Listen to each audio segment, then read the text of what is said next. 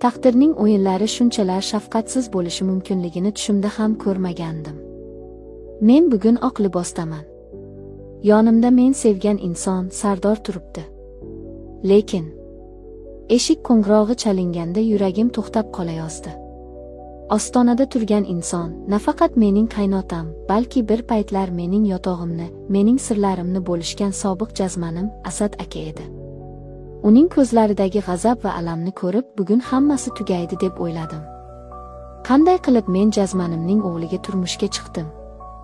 Bu gunohmi yoki taqdirning kechikkan tuhfasi? Hozir sizga hammasini yashirmay aytib beraman. Mening ismim Laylo. Bu hikoyani aytib berish men uchun o'lim bilan barobar.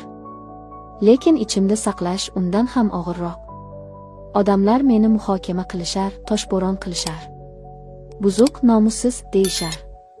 Lekin men shunchaki baxtini adashib qidirgan ayolman. Hammasi 3 yil oldin boshlandi. O'shanda men hayotning achchiq zarbalaridan charchagan, moliyaviy qiyinchiliklar ichida qolgan yosh ayol edim. Asad aka. U paytda u men uchun najot farishtasidek ko'ringandi. Yoshi 50lardan oshgan, badavlat, savlatli erkak. U menga yordam berdi.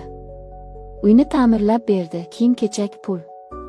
Men bularning evaziga nima berishim kerakligini bilardim va rozi bo'ldim. Bizning munosabatimiz jazmanlik deb atalardi.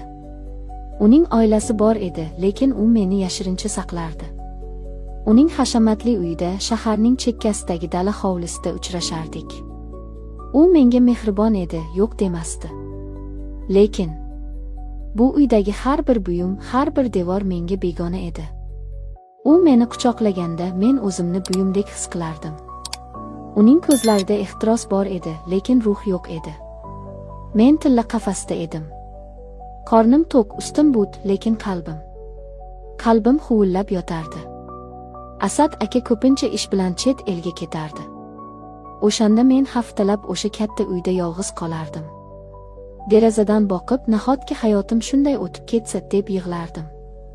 Taqdirning burilishi esa kutilmaganda sodir bo'ldi. Bir kuni Asad aka safarda ekanligida dala hovliga kimdir keldi. Men xizmatchi yoki haydovchi deb o'yladim. Eshikni ochdim va joyimda qotib qoldim.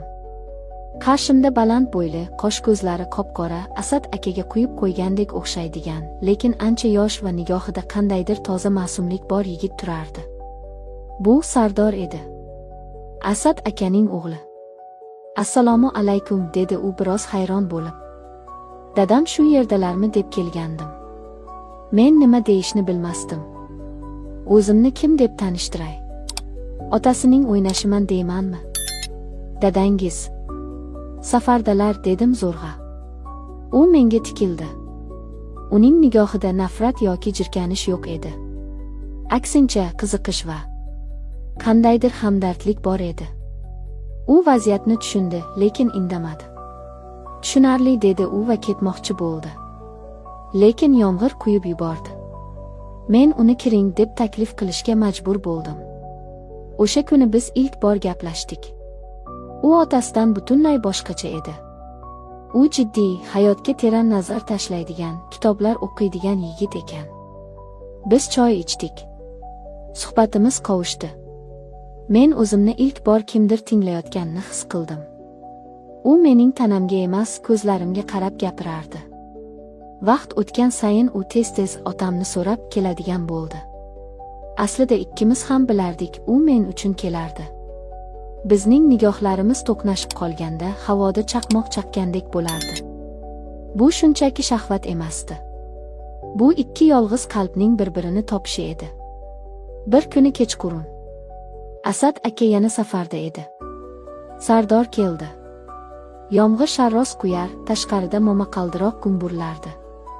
Mehmonxonada o'tirardik. Chiroq o'chib qoldi. Sham yorug'ida uning yuzi yanada jozibali ko'rindi. Oramizda sukut hukm surdi. Bu og'ir, ammo shirin sukut edi.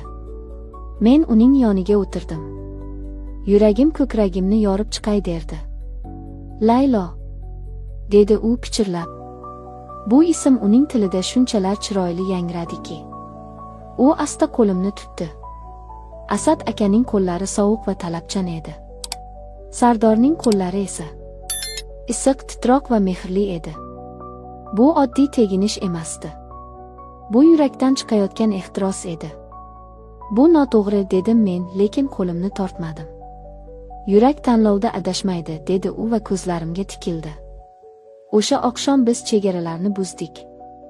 Biz bir-birimizga yillar davomida yetmay kelgan iliqlikni berdik. Men o'zimni ilk bor ayoldek, sevilgan va ardoqlangan insondek his qildim. Bu xiyonatmidi? Ha, otasiga nisbatan xiyonat edi. Lekin o'z qalbimga nisbatan bu eng to'g'ri qaror edi. Biz yashirincha ko'risha boshladik. Sevgi bizni butunlay o'z domiga tortdi. Men har safar Asad aka bilan gaplashganimda vijdonim qiynalardi. Lekin Sardorni ko'rishim bilan hammasi unutilardi. Oxiri men qaror qildim.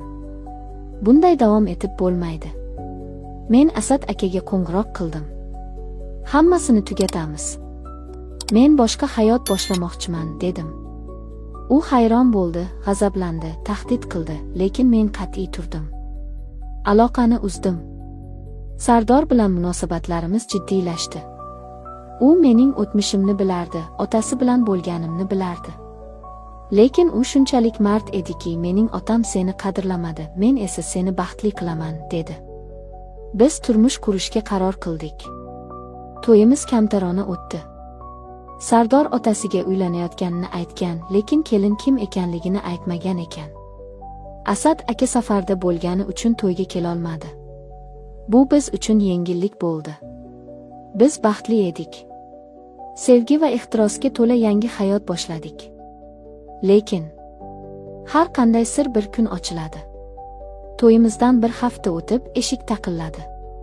Kechki payt edi. Sardor ishda edi. Men eshikni ochdim. Ostonada Asad aka turardi. Uning qo'lida katta sovg'a qutisi bor edi. U o'g'lini va yangi kelinni tabriklagani kelgandi. Meni ko'rib, uning yuzidagi tabassum muzlab qoldi. Qo'lidagi quti yerga tushib ketdi. Dahshatli sukunat. Uning nigohi o'zgardi. Unda hayrat, g'azab, nafrat va o'z mulkini yo'qotgan odamning chorasizligi bor edi. Sen, dedi u xirillab. Sen, mening o'g'lim. Men devorga suyanib qoldim. Oyoqlarim qaltirardi. Lekin shu payt ichimda qandaydir kuch uyg'ondi. Men endi uning o'ynashi emasdim. Men qonuniy nikohdagi ayol edim. Ha, dedim boshimni ko'tarib. Men endi Sardorning ayoliman. Sizning keliningizman. U bir qadam oldinga tashladi. Ko'zlari qonga to'lgan edi. Qanday jur'at qilding? U mening o'g'lim-ku. Sen meniki eding. Men hech qachon sizniki bo'lmaganman, dedim qat'iy. Siz meni sotib olgandingiz. Sardor esa, u menga yuragini berdi. Shu payt Sardor kelib qoldi. Otasi va xotinini bir-biriga qarama-qarshi turganini ko'rdi. Asad aka o'g'liga qaradi. Bilarmiding, so'radi u og'ir ovozda. Bilardim, dada, dedi Sardor otasining ko'ziga tik qarab. Men uni sevaman. U endi mening oilam. O'tmish o'tmishda qoldi. Asad aka uzoq vaqt bizga tikilib turdi. Uning yelkalari cho'kdi. Bir paytlar mag'rur bo'lgan erkak birdan qarib qolgandek tuyuldi. Men seni yo'qotdimmi, deb so'radi u mendan, ovozi sinib. Siz meni hech qachon to'liq egallamagan edingiz, dedim sekin. U burilib, indamay chiqib ketdi. O'sha tunda biz uxlamadik. Sardor meni quchoqlab, qo'rqma, biz yengamiz, deb chiqdi. Oradan oylar o'tdi. Biz Asad akadan xabar olmadik. U uydan chiqmay qo'yibdi deb eshitdik. Biz baxtli edik, lekin yuragimning bir chekkasida baribir g'ashlik bor edi. Nima bo'lganda ham u erimning otasi edi. Biz uni sindirib qo'ygandek edik. Men Asad akaga achina boshladim. U yomon odam emasdi, faqat sevgini pul bilan o'lchaydigan baxtsiz inson edi. Bir kuni kutilmagan mehmon eshikni taqillatdi. Bu edi. Asad aka. Lekin bu safar u boshqacha edi. Mag'rur nigohlar yo'qolgan, ko'zlari tinch, yuragi yengilroq edi. Qo'lida nevarasi bo'lajak chaqaloq uchun men homilador edim, sovg'alar bor edi. Kirsam maylimi, so'radi u ostonada turib. Men Sardorga qaradim. Sardor jilmayib bosh irg'adi. Keling, dada, dedim men ham, dada so'zini birinchi marta ishlatib. Shu kundan boshlab hayotimiz o'zgardi. Biz g'alati, lekin mukammal oilaga aylandik.